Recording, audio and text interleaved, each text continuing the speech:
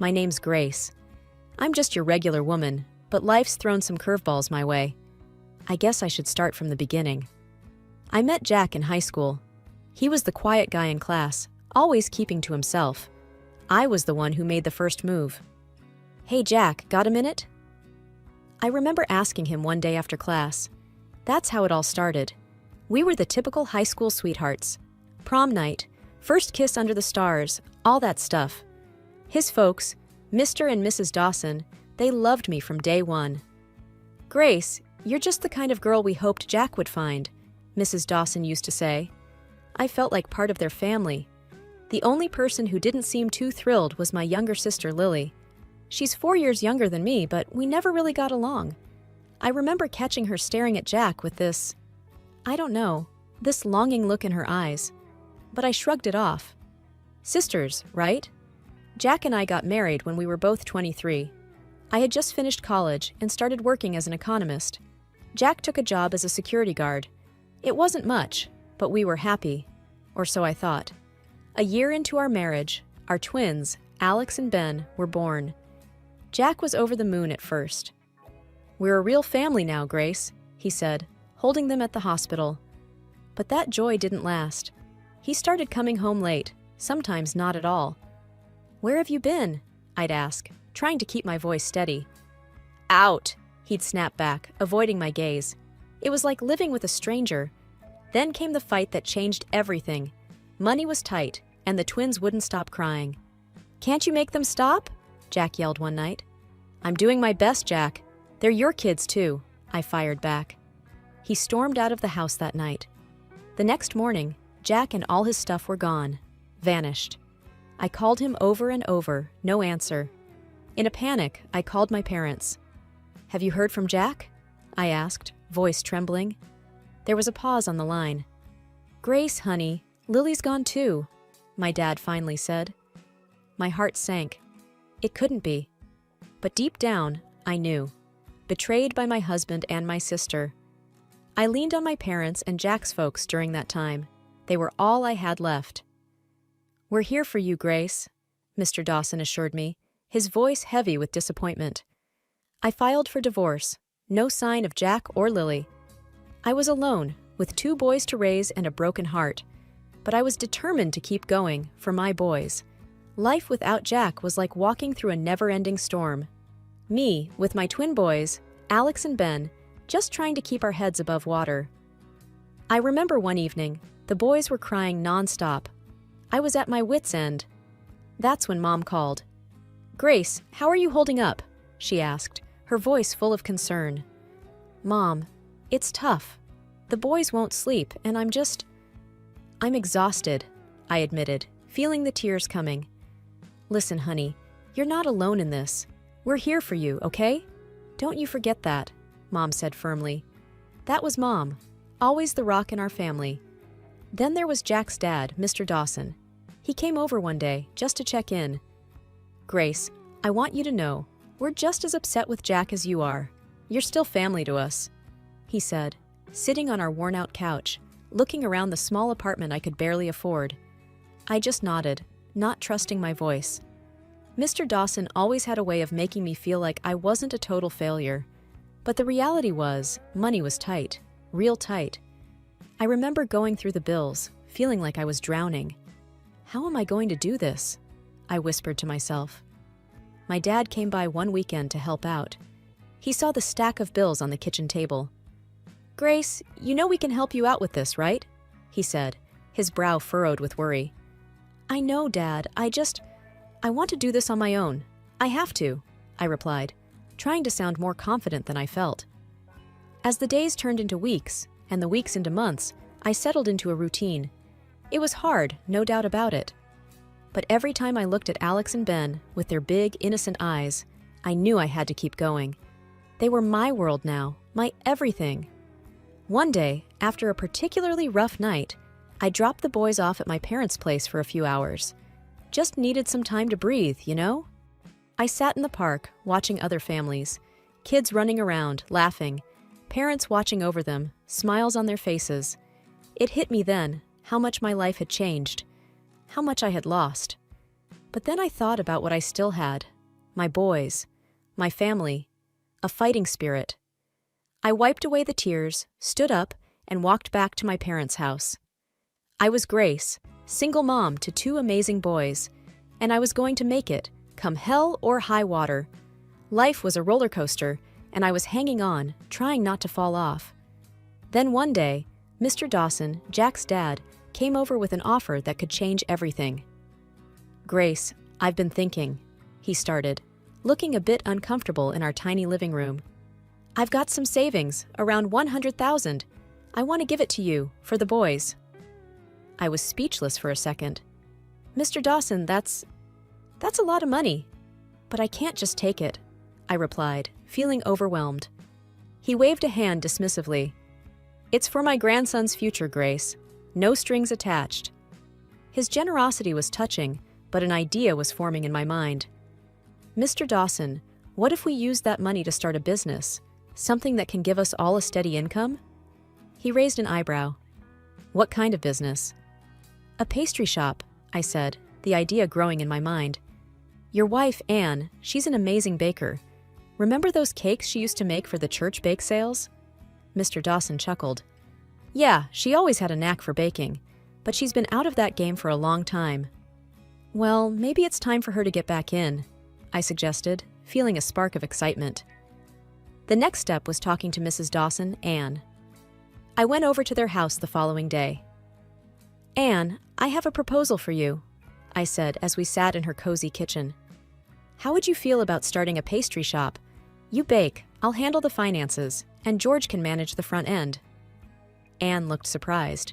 "Me? A pastry chef again? Oh, I don't know, Grace. It's been ages." "You still got it, Anne. I know it," I encouraged her, hoping she'd see the potential. After a bit of convincing, Anne warmed up to the idea. "Well, it has always been a dream of mine," she admitted with a smile.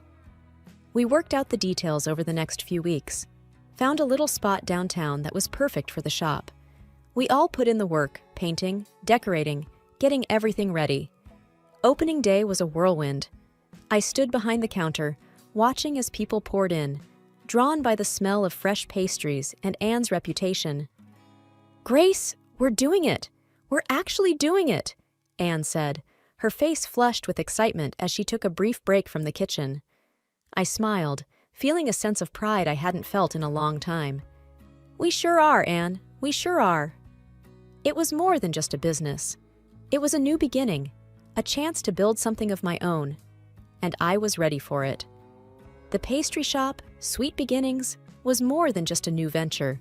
It became our world. The early mornings, the endless baking, the constant hum of the oven, it was exhausting but exhilarating.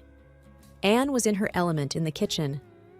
"Grace, I need more sugar," she'd call out, her voice muffled by the mixer's whir. I'd dash to the storeroom, lugging back a heavy bag of sugar. "Here you go, Chef Anne," I'd tease, dropping the bag with a thud. George, Mr. Dawson, was the charm behind the counter. "You must try our apple pie, best in town," he'd boast to the customers, who lapped up every word. He had a knack for making everyone feel special. The shop was bustling from dawn till dusk. People came for the pastries, but stayed for the warmth. We became a fixture in the community. Regulars would drop by, not just for a bite, but for a chat. "Grace, how do you manage all this?" One of our regulars, Mrs. Jenkins, asked me one busy afternoon. "It's a lot, but I've got a great team," I replied, gesturing towards Anne and George, who were sharing a laugh over a batch of burnt cookies. But it wasn't all smooth sailing. There were days when the dough just wouldn't rise, or when a new recipe turned into a disaster. "Back to the drawing board," Anne would say, undeterred by the setback. One day, we faced our first big crisis. The oven broke down in the middle of a huge order. "What are we going to do?" Anne panicked, her hands covered in flour. I took a deep breath. "We'll figure it out, Anne. We always do." And we did. We borrowed the bakery's oven down the street and worked through the night. The order was delivered on time, and our reputation for reliability was cemented. As months passed, Sweet Beginnings grew in popularity. We had to hire extra help. I interviewed a bunch of local kids and hired 2, a shy girl named Sarah and a lanky boy named Tom. They were green, but eager to learn. "Keep an eye on the cupcakes, Sarah. They burn easily," Anne instructed, showing her the ropes. Tom was put on cleaning duty initially, but he soon showed a keen interest in baking. "Can I try making the dough?" he asked one day, his eyes bright with curiosity. "Why not? Let's see what you've got, Tom," Anne replied, handing him the apron. My days were filled with numbers, orders, and managing the staff. I rarely got a moment to sit down. But when I did, I'd watch the life we had built.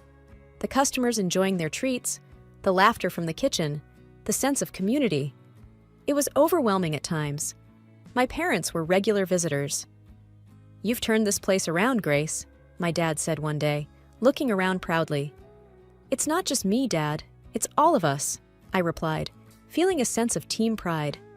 As the first anniversary of Sweet Beginnings approached, we planned something special. A big sale, free samples, the works.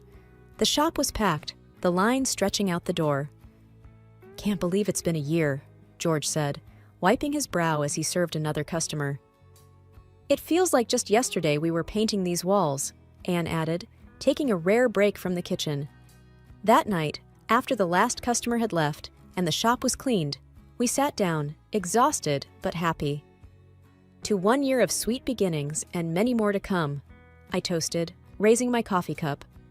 "To family," George added, his voice thick with emotion. "To dreams," Anne said, smiling. We clinked our cups, the sound echoing in the empty shop.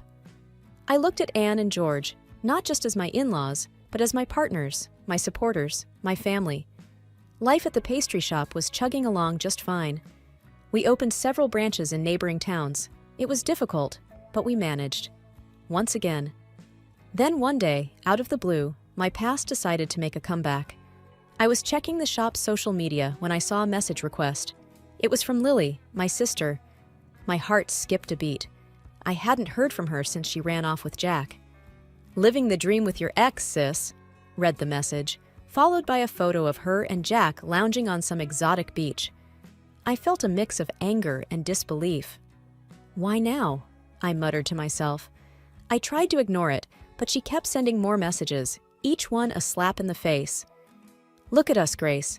This could have been you, but you were too busy playing shopkeeper," another message taunted. I was boiling inside. During my break, I called Mom. "You won't believe who's messaged me," I said, trying to keep my voice steady. "Lily?" Mom guessed, her tone weary. "What does she want now?" "Just rubbing her fancy life in my face," I replied, scrolling through Lily's messages filled with pictures of her and Jack. "Don't let her get to you, Grace. She's just trying to provoke you," Mom advised. I knew she was right, but it was hard to swallow. That evening, I talked to George about it. "Can you believe it? After all these years, she has the nerve to flaunt her life with Jack," I said, frustration evident in my voice. George shook his head. "Some people never change. Just ignore her, Grace." But ignoring her was easier said than done. Every new message from Lily was like a thorn pricking me. Pictures of fancy dinners, luxury hotels, endless bragging. It was too much. One day, I finally snapped. "What do you want, Lily? Why are you doing this?" I typed back, my fingers trembling with anger. Her reply was quick. "Just showing you what you're missing out on. It's not too late to join the fun side of life, Grace." I stared at the screen, my mind racing. Join her? After everything she had done? "No thanks, I've got everything I need right here," I typed back, trying to sound more confident than I felt. She sent a laughing emoji in response. "Suit yourself. Enjoy your little bakery." I blocked her.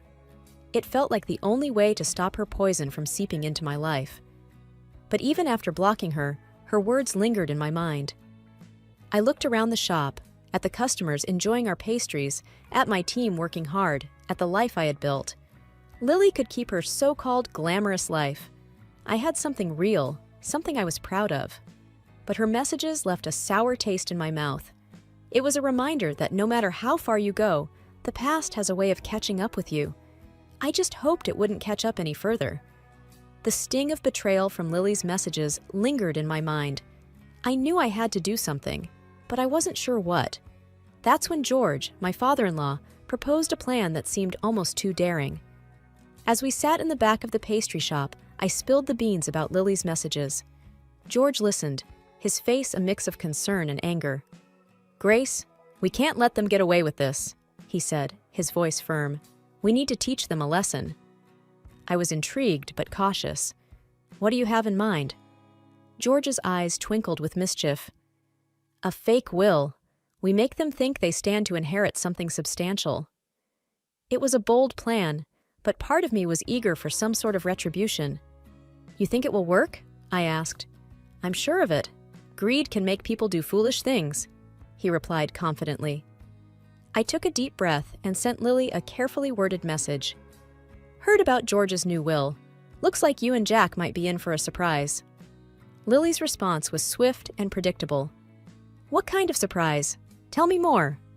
I played along, giving away just enough to keep her interested. "Can't say much. You should come back if you don't want to miss out." Then came the call from Jack. His voice, once so familiar, now sounded distant and cold. "Grace, what's this about a will?" he asked bluntly. Hearing him after all these years, I felt a surge of emotions, but I kept my composure. "You heard right. George is considering his options," I said nonchalantly. Jack's interest was piqued. "And what about us? What are we getting?" The blunt greed in his voice was jarring. Not a single word about our sons, his own children. It was all about what he could gain. "You'll have to come back and see," I replied, keeping my tone neutral. "We'll be there," he said, before abruptly ending the call. I hung up, my heart racing. The plan was in motion, and there was no turning back. I filled George in on the conversation. "They took the bait," I said, a mix of satisfaction and nervousness in my voice. George nodded, a look of determination on his face. Let's see how far they're willing to go for greed. Over the next few days, I couldn't shake off the anxiety. What if the plan backfired? What if it made things worse? George, however, remained calm and collected. "Trust the plan, Grace. We're in control," he reassured me. As the day of their return approached, the shop buzzed with rumors. Our staff, unaware of the real reason behind Lily and Jack's return, speculated wildly. "Maybe they're coming back for good," Sarah, one of our employees, suggested. Tom, another employee, chimed in. "Or maybe they're here to cause more trouble." I tried to focus on work, but my mind kept drifting to the impending confrontation. Lily was back in town, flaunting her lavish lifestyle right in my face. "Look at all I've bought, Grace. Life's been good to us," she gloated, waving her designer bag. I tried to keep my composure. "Glad to hear it, Lily." She smirked. "Well, of course, you wouldn't understand. You're just a simple accountant." Her words stung. She didn't know the whole truth, but I bit back my response. "I'm happy with my life, Lily. That's enough for me." She scoffed.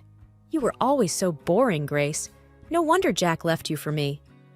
Before I could reply, George, Jack's father, stepped in. "That's enough, Lily. Let's talk about why you're really here." Jack, who had been quiet until now, spoke up. "Yeah, about the will. We're entitled to our share, right?" George looked at them both, a stern expression on his face. "Actually, there's something you should know about the confectionery business." Lily and Jack leaned in, eager. "The confectionery and its branches in other cities, they don't belong to me," George began, his voice steady. Their eyes widened in confusion. "They belong to Grace," he continued. "She's the true owner. I was just listed as the leader." Lily's face turned from smug to shocked. Jack's mouth hung open, unable to process the revelation. You're rich?" Jack stammered, his eyes darting between me and George. I nodded, a sense of satisfaction washing over me. "Yes, I am." Lily was speechless, her earlier arrogance evaporated. "And there's more," George added. "I've decided to leave all my property to my grandchildren, Grace's boys." And then Lily screamed, "What? You can't do this to us. We need money to pay off these damn debts." "Lily, shut up," Jack tried to tell her. I laughed. "Don't worry, Jack, I know everything. All your ostentatious luxury is nothing but loans, loans, and more loans." The final blow landed. Lily and Jack looked utterly defeated, their dreams of a windfall crumbling to dust. I looked at them, feeling a mix of triumph and pity. They had come back for money, only to find that their greed had led them to nothing. After Lily and Jack left the shop, their faces a picture of shock and defeat, I couldn't help but feel a mix of triumph and relief. George patted my back. "You handled that well, Grace." "I just wish it didn't have to come to this," I sighed, staring at the door they had just walked out of. "Well, sometimes life throws you lemons, and you made the best lemonade out of it," George said with a chuckle. Just then, Sarah, one of our employees, came up to us. "Is everything okay, Grace? We heard some commotion." I smiled at her. "Everything's fine, Sarah. Just some old business finally getting settled." She nodded, still looking a bit concerned, but went back to her work. The rest of the day went by in a blur. I was busy with the shop, but my mind kept going back to the encounter with Lily and Jack. It was over, finally. That evening, as I was closing up, my phone buzzed. It was a text from Lily. "You haven't seen the last of us," it read. I stared at the screen, feeling a surge of anger. But then, I took a deep breath and typed back, "Move on, Lily, I have." I blocked her number, feeling a sense of finality. It was time to let go of the past and focus on the future. As I walked home, I thought about my journey. From the heartbreak and betrayal to building a successful business and standing up for myself. It hadn't been easy, but I had come out stronger. I reached home to find my boys, Alex and Ben, playing in the living room. They ran up to me, their faces beaming. "Mommy, you're home!" I hugged them tightly, feeling an overwhelming sense of love and protection for them. "Yes, and I'm not going anywhere," I whispered. That night, as I tucked them into bed, I realized that this was my true wealth, my children, my family, my resilience. I went to bed that night with a smile on my face. I had faced my biggest fears and emerged victorious. I was no longer just Grace, the betrayed wife, or Grace, the simple accountant. I was Grace, the fighter, the survivor, the winner. And this was just the beginning.